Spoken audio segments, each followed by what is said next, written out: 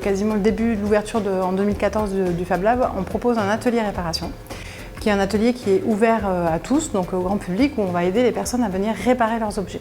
Ensuite, on s'est rendu compte qu'il y avait aussi un manque sur le territoire en termes de compétences. Et ça coïncidait en même temps en fait, avec un appel à projet de la région Auvergne-Rhône-Alpes qui s'appelle Innover pour l'emploi, où justement qui était fléché sur des formations sur les métiers de demain, et puis aussi sur des formes de pédagogique innovantes. On a souhaité soutenir ce projet parce qu'il reliait à la fois des sujets de recyclerie et de capacité à offrir l'autonomie finalement aux habitants qui veulent découvrir un lieu comme celui-ci, c'est-à-dire apprendre à réparer leurs objets. On est dans l'idée aussi de durabilité, c'est-à-dire des projets qui finalement vont aider les personnes dans un temps T, mais aussi elles pourront revenir parce que c'est des lieux, des tiers-lieux, comme on dit, qui permettent justement d'ouvrir son réseau social et professionnel. Et c'est comme ça qu'on a proposé ces 2 sessions de formation, donc, qui durent 2 fois 336 heures et qui s'adressent en fait à 6 stagiaires, donc 6 demandeurs d'emploi sur chaque session, donc 2022 et 2023. Alors aujourd'hui, j'ai décidé de faire cette formation de réparation électronique parce que j'ai toujours aimé bricoler, tout ça. Donc c'est un peu une formation d'initiation. Je suis venu ici surtout pour essayer de trouver quelque chose de plus manuel dans mon travail et aussi un métier que je juge utile.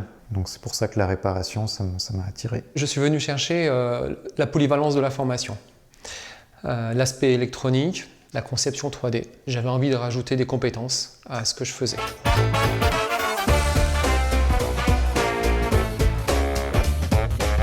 En tant que formateur sur la partie électronique, j'essaye de leur apprendre à avoir des bons réflexes surtout. Comment est-ce qu'on diagnostique un objet qui est en panne et après comment on met en place le changement d'une pièce ou les différentes étapes pour réparer l'objet.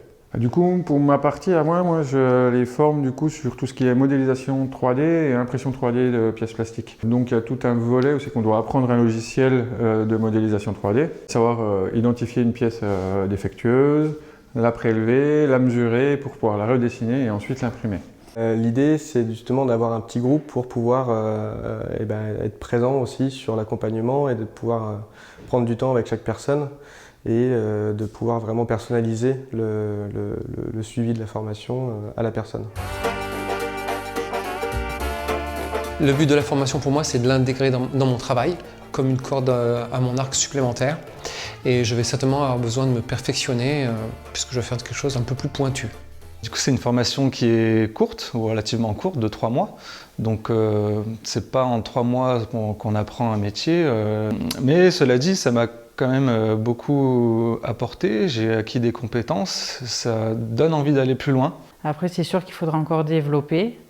Mais grâce à ça, au moins, je peux aller travailler à l'astucerie à Livron, qui me permettra de réparer les objets de la déchetterie. Après, j'aimerais faire une formation en plus sur la réparation d'électroménager, donc peut-être un peu plus gros. Donc voilà, dans une entreprise, et puis après, pourquoi pas me mettre à mon compte. Ce qui est nouveau et qui est peut-être encore pas assez présent, c'est que les gens aient en tête que la réparation permet vraiment d'économiser beaucoup de ressources, beaucoup d'énergie. Effectivement, on est dans un contexte aujourd'hui où la réparation est de plus en plus présente et demandée. Ça fait sens aujourd'hui de se tourner vers la réparation avec les contextes actuels d'augmentation des prix, de pénurie de composants. Voilà. L'idée, c'est de leur donner une seconde vie parce qu'il y a une petite pièce plastique ou un condensateur qui est foutu, quoi. J'ai décidé de m'orienter vers le tri, le recyclage, la réparation. Pour moi, c'est important, c'est l'avenir de nos enfants qui est en jeu. Donc merci de ne pas jeter les objets à la déchetterie lorsqu'ils marchent, mais plutôt de les donner à une association ou de les donner pour les personnes qui ont le besoin.